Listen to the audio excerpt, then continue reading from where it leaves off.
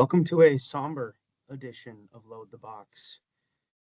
It is Tuesday, January 14th, when we are recording this,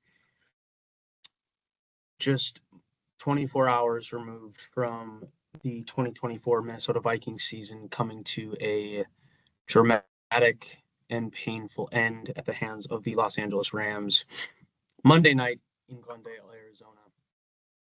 A couple housekeeping things before we dig into content today. Probably noticing it's just me to start here, with me on a work trip. Having time to get on the right schedule with Jordan was difficult, so apologize for the maybe improper audio and split up videos, but it's the best we could do with limited resources and limited time. So today is obviously a day of mourning for Vikings fans. The season that was magical in so many ways, 14 wins, the most in a Vikings regular season since the 1998 team that came just inches from the Super Bowl, is over. And I think to many that is shocking, including myself. It's a team that had won over our hearts and our minds and had really given us adequate reason to believe that this team could make a run. The first thing I want to start with here is actually remark on some comments that Troy Aikman made during the broadcast last night on ESPN. He made a comment around the lines of how even though you won 14 games, it really doesn't matter because you lost just like everybody else. You're in no different position than you are than the other teams who didn't make a run to the playoffs or didn't even have a winning record. I'm obviously paraphrasing what the Hall of Famer Aikman said there. And this is not me attacking what he said. It's more just providing context to something that I think is slightly incorrect about what he said about that. This season would not have been as good or as successful or as worthwhile if they had gone 10-7 and missed the playoffs like Seattle, or if they had gone 7-10 like they did in 2023, or if they had, heaven forbid, gone 4-13 and got a top 3 overall draft pick. This season would not have been better if that had happened. I know many of us Vikings fans, in the pain of the loss might be thinking similar things, wishing for a better draft pick if this wasn't the year for the Super Bowl. But I am very convinced that winning begets winning. And if you have now built a winning culture in the Minnesota Vikings organization, winning 13 plus games 2 of the last 3 years under this coaching staff, you are setting yourself up to be in a position to continue to attract free agents and to continue, frankly, win. You have showed that there is a way to win and that this organization, these players have adopted that and have done an incredible job of that. And you know that this team is going to come back with more fight, more energy, more hunger. They said as much in their post games, and it was sincere. You could see the emotion on their faces and in their voices and in their tears. This group is going to come back with a hunger because they tasted what winning is like. Losing and tanking, that does not beget winning. It might get you a higher draft pick, but it does not beget a winning culture, and this organization now has that. I think back to the high moments from this season. Houston shellacking in week 3. That was the day in which I started to believe that this Vikings team was real. The Kirk Cousins divorce settlement game, where the Vikings pounded Atlanta into the turf in a dominant fourth quarter to win that game by 3 touchdowns. There was the 5-game winning streak to start the season when the Vikings were predicted by many to start the season 0-5. There was the 9-game winning streak in between the Detroit losses and the Los Angeles losses that got this team to 14 wins for the first time in 26 years.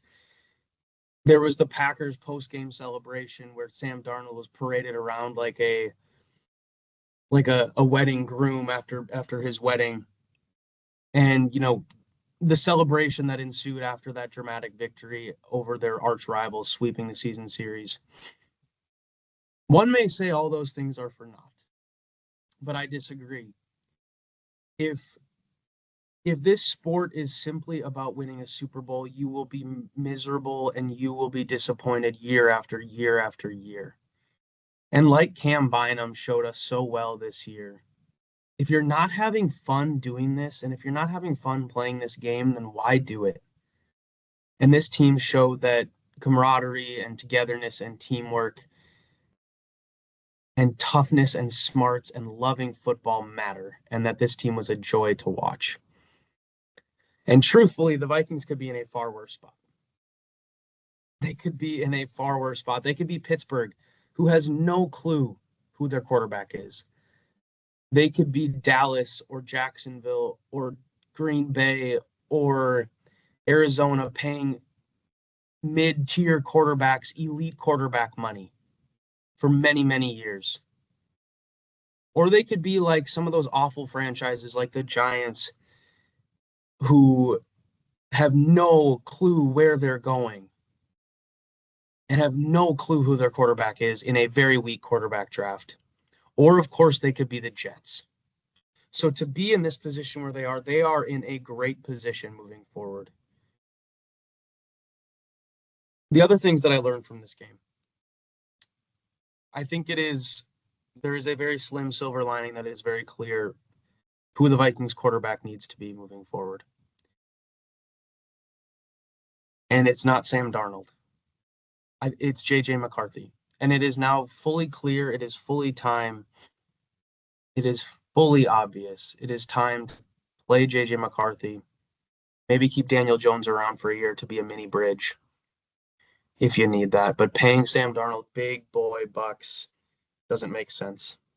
It was just too brutally clear in the last two big games of the season where he frankly played his worst football of the season and looked nothing like he did in the other 16 games. Those are my simple thoughts on Darnold. I will have much more to share in the offseason as these decisions continue to be litigated. But it's time to move on to that kid from Michigan who has lots of swagger and lots of aura. It's time to move on to number 9. The other thing that I think is very important to say, and I know Jordan is going to disagree with me in his segment of this show, but I think it's important that I say my piece on this as well.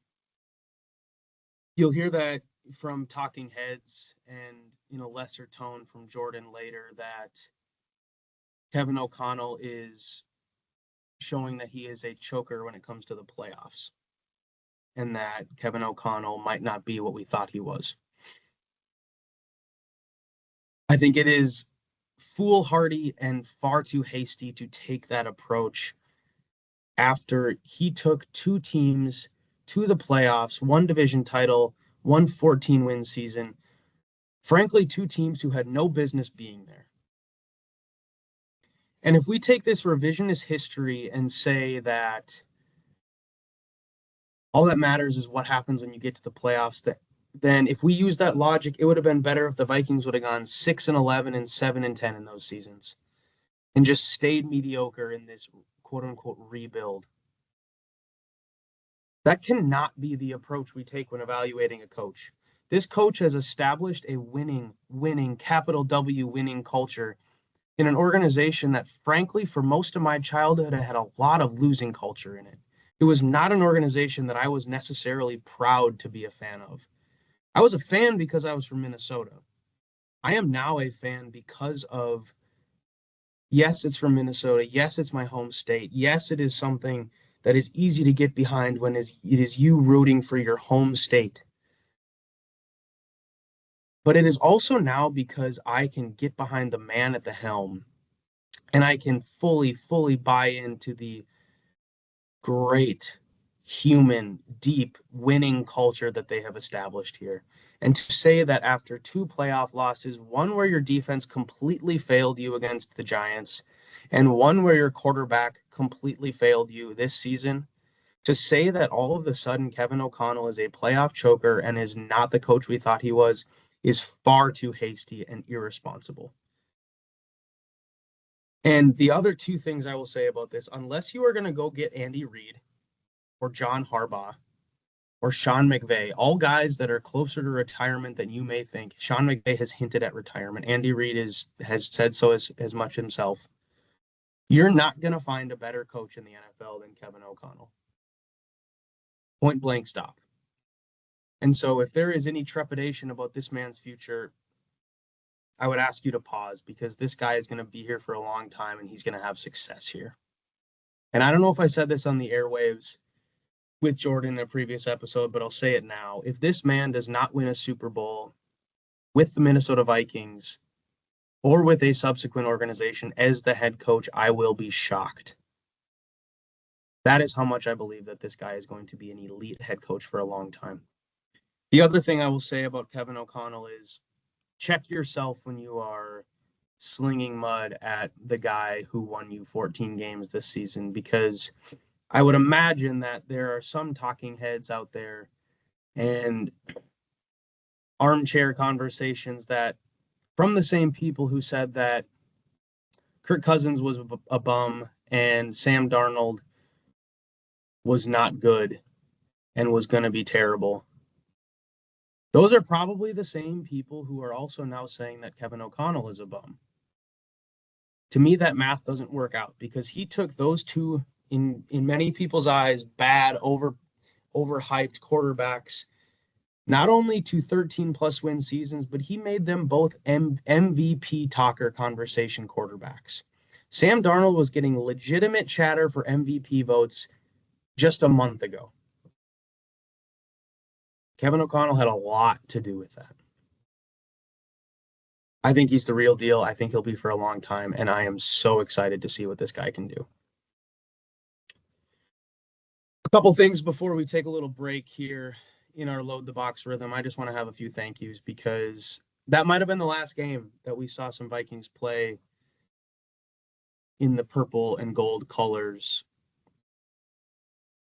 First and foremost, Harrison Smith, a big thank you to him for being the rock, the leader, the hitman, the defensive captain, defensive leader for over a decade, and for being an absolute joy to watch grow as a individual and as a football player right before our eyes. And to have a surefire Hall of Famer in my lifetime for my team is an absolute joy. So thank you, Harrison, if this is indeed the end for you. I also need to thank Cam Bynum for making this season fun, for making celebrations fun again. This might be the last time we see you in purple. You're a free agent. There's a chance you're moving on. I hope you don't. But thank you for making Parent Trap and High School Musical cool again.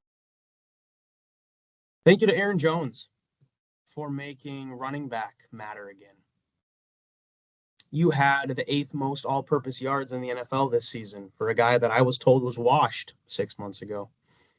You had the most rushing yards in your career this season, season number 8, for the arch rival of your original team. Again, in a season that I was told that you, number 33, were washed. Thank you for making running back cool again in Minnesota.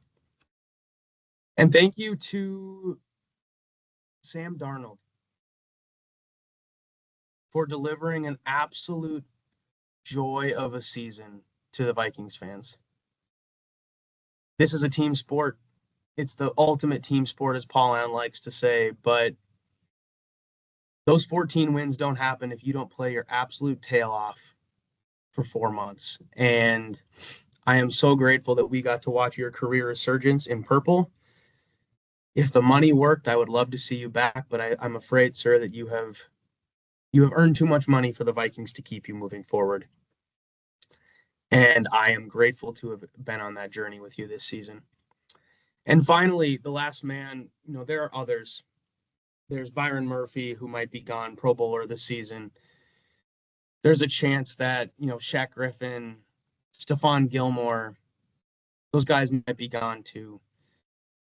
There's a lot of Vikings that, will have played their final game in purple on Monday night. But the one that I think might be the most likely to leave and is possibly the most impactful to leave is Brian Flores. And Coach Flores, thank you for bringing this defense to a height that no one would have believed was possible 2 years ago when you took over at the helm and made this the top defense in a lot of ways in the NFL this season. Your defense gave us a chance in these last 2 weeks. The offense didn't hold up their end of the bargain. And it was absolutely fabulous to watch you confuse the heck out of opposing quarterbacks and just rip and roar your way through a season where many wouldn't have believed you've been able to do what you did. 2 seasons of greatness from Coach Flores. And if this is the end for you in Minnesota, I hope it's not. But if it is, Godspeed and good luck. We're allowed to hurt today as Vikings fans. We can be mad, we can be sad, we can be disappointed. I'm a lot of those things. It took me 24 hours to get ready to make this video because I had so many thoughts going through my mind and going through my head and my heart as I sat on the couch and watched that unfurl last night, and as I was on my plane this morning, and as I went through meetings today. There were so many things going through my head. All those emotions are real, and it's okay to feel those. Part of being a fan is being emotional, and that is the way it's supposed to be. But also, let's not forget that what we experienced over the last 4 months was real. And it was real good, too. Skull. All right, that was brilliant analysis from Will Goodwin. Make sure to follow him at WillBadLose on X.com and give the show a follow while you're there at LTB Vikings. Subscribe to the YouTube, yada yada, all that fun stuff. My name's Jordan Hawthorne. This is an odd way of doing Load the Box. Kind of a somber tone, I'm sure. I'm going to be completely honest. I didn't listen to what Will said before coming in. I wanted my thoughts to be my own. I didn't want to be, tainted by Will's positivity. If he was he could have just absolutely lambasted this team and just dog walked them up and down like the Lions and the Rams did. But I'm not positive. I'm just going to give you my thoughts on that game and kind of overall big picture stuff. I don't have much to say about that game, honestly. That's embarrassing. That's egg on your face. That is not the ideal way to end a season. I think that there's some blame to go around to everybody. And by everybody, I mean KOC and Sam specifically. I think the defense in both instances did the best they could. They gave you a typical defensive day. This wasn't 2022 where it was like, yeah, this is Ed Donatel's defense, blah, blah, blah. It stinks and whatever. Flo's defense did fine, I thought. There's definitely a lack of pressure. We can get into that when we do kind of off-season discussions down the line, but I'm not, like I said, I'm not going to get too deep into this. It was obvious. You watched the game. A lot of people watched the game. It was an ass whooping. Let's talk narratives coming out of it. The narratives coming out of it, I have had my mind tainted a bit by listening to other podcasts, be it local, national, whatever. Let's start with the Kevin O'Connell stinks at coaching. I think we can put that one to bed. What is it? It's like 35 wins, a 13-win season, a 14-win season, and a 7-win season where Cousins got hurt 5-6 weeks into the season. I mean, he's a good coach. I think he does need to adjust, but he's young. He's got time to grow.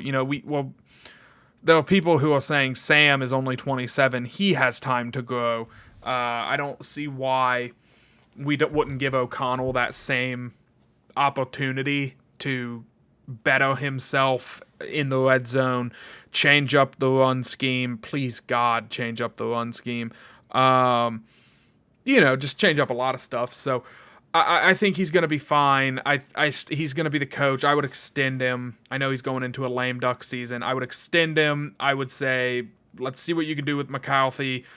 I'd give him a 2-3 year extension if he would take that. I'd let him cook with JJ McCarthy until that extension, that extension would end at about the time that the JJ McCarthy experiment would end if it doesn't go well. And if he flunks that test, then he flunks that test, and the Vikings are, doing the hiring cycle all over again. This draft, this is more big picture stuff, but this draft is so crucial for Kwesi.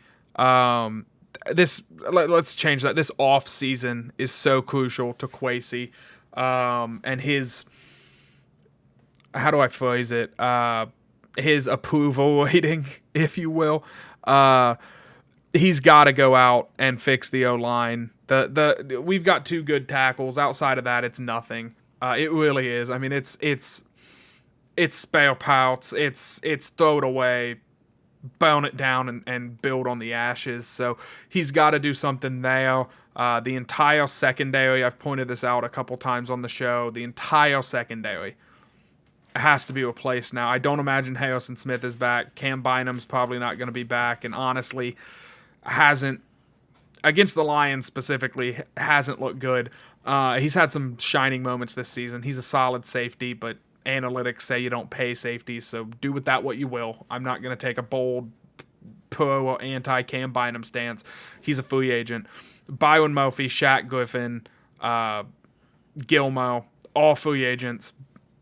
I don't want to find ourselves in a situation where we're hoping Mekhi Blackman is going to, 1, come off of an ACL injury 100% like nothing ever happened, and 2, is going to take a step forward off of an ACL injury, because he already was kind of a fringe defensive back starter in the league, and I can't imagine he's going to be better coming off of an ACL injury. So, I think that there's a concern there. This is huge for Kwesi. He's got to nail this. He's got to, kind of rebuild this team. Again, we'll get into that. There's still 8 teams playing for the Super Bowl. Those 8 teams, those 8 million probably podcasts for those teams, but those 8 fan bases that are listening to podcasts about, game prep and matchups and all the fun stuff that we love to talk about. The Vikings don't get to do that for another 8 months, which sucks, but, womp womp, as they say. This is a fun debate point that I've seen brought up. I don't know if Will touched on it, but would JJ McCarthy have done any better? Phil Nystrom had a good tweet, X, whatever you call him now. He said JJ McCarthy would not have played this way against the Rams, because JJ McCarthy would have gotten you a first round bye, because he wouldn't have played that way against Detroit, which I thought was a clever, cheeky way of, being very pro JJ McCarthy. I don't know as a rookie if he would have done any better, but I do think you have to break that glass and say, okay, it's his team. I think in real time, I was critical of O'Connell.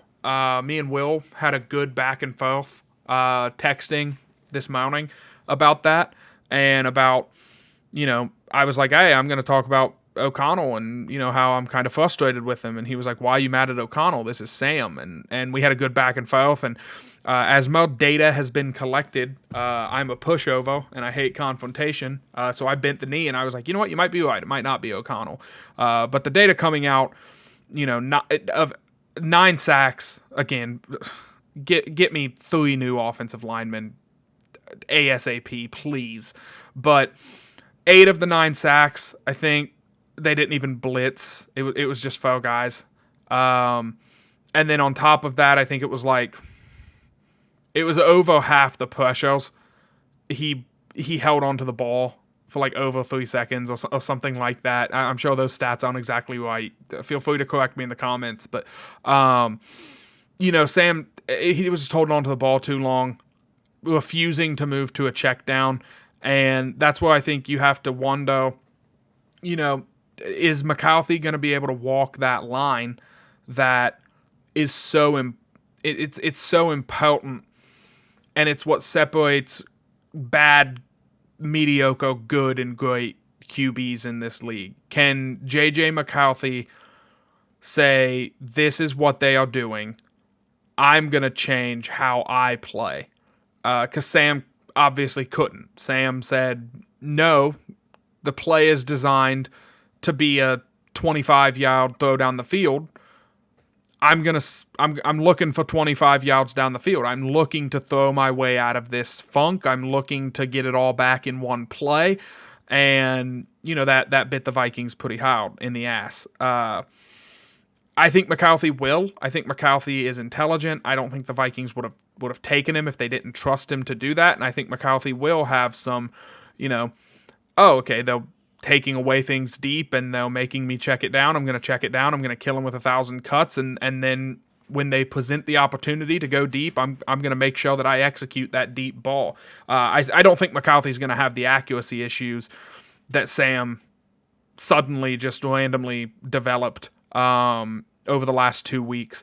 So, yeah, look, I think if you put McCarthy in that situation, next season or 2 years from now, I do think he's going to handle it better than what Sam did. And, I wish Sam all the best. I don't think the Vikings can tag and trade him. I just don't think teams are going to be interested in trading and then extending him to the deal that, would have to be better than the tag. I think the best case right now, and this is something that was kind of floated around between me and my buddies at my job, Sam back for cheap, another $10 million deal-ish, maybe less, be a backup or have a competition with JJ and kind of just run this year's quarterback situation back, where it's like Sam's the, presumed QB1 until JJ goes out and has a good preseason game, and now he's taking reps with the ones, and health, assuming everyone stays healthy, JJ probably takes that job over. I would say before week 1, I would put a large sum of money, health, again, pending, JJ McCarthy being under center next year, week 1. But, big picture, 10,000 foot view. Shame on us. Shame on Dustin Baker and all of the guys at Vikes Now. Shame on every Vikings podcast that said this team feels different nonsense. This team, when the chips are down, they just make the plays. And shame on us, truly. Just shame on us. I'm sorry if you listen to this show and I led you to believe that. If we had a guest that led you to believe that, my bad. That's on me. I'll take that one on the chin. I joke that the NFL has bad writers because, the script is the same thing where the Vikings fan just gets their hopes all the way up, and then bam, they get kicked right in the nuts. And felt like I thought it was going to happen against Green Bay, but a little bit of a twist. We actually have a chance to play for the 1 seed. Kick in the nuts. Okay, at least won the playoffs. Kick in the nuts. 9 points, man. 9 points in back-to-back weeks. It's just pitiful. It absolutely is pitiful. I do think O'Connell, he now has a narrative surrounding him. He's a choco. He's not a good big-time moment coach. He gets small. He doesn't run the ball. Should he give up play calling? All these things are being talked about nationally. Some local shows are talking about that. I think it shows that there are guys wide open, and your quarterback is putting it, uncatchable, like just uncatchable balls from Sam repetitively over the last 2 weeks. And I get they let Sam die with the ship. I would have liked to have seen Nick Mullins in that game on Monday night, personally. Why not? Why not Nick Mullins? Why not take a shot with the older guy and see what he can do? But it sucks, but here we are again, Vikings fan, middle of January, and I'm getting on NFLDraftBuzz.com and checking free agent rankings and salary caps, and projected deals and yada yada, and we're into off season mode. In the middle of January, which it's been my entire life, it's been okay. Well, it's mid-January, time to go into off season mode. The Vikings probably going to get a third round comp pick for Cousins, so they're going to have like a 1, a 3, a late 3, and then 2 5s.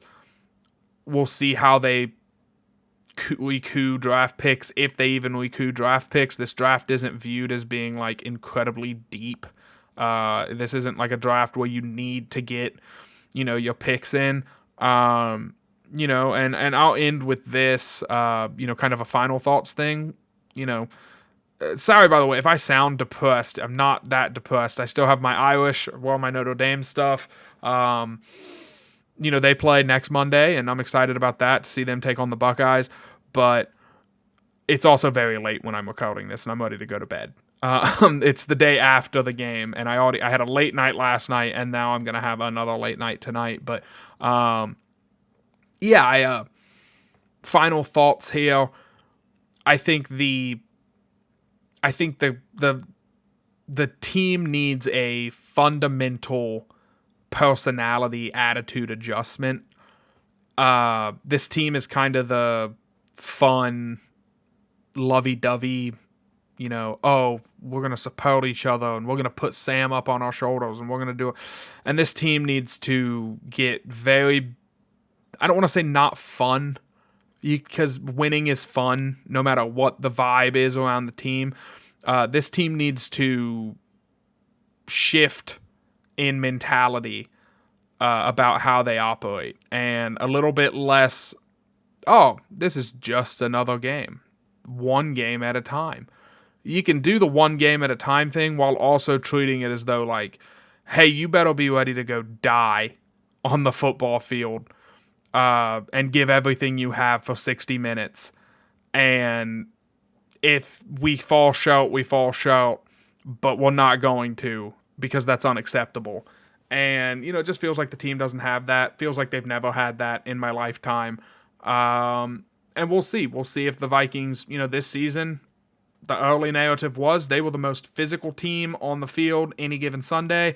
And slowly that kind of chipped away until the Vikings became just another team. And then the Vikings became the team Vegas thought they would be, and looked absolutely terrible, had no business being in the playoffs. So it was kind of this slow melting away.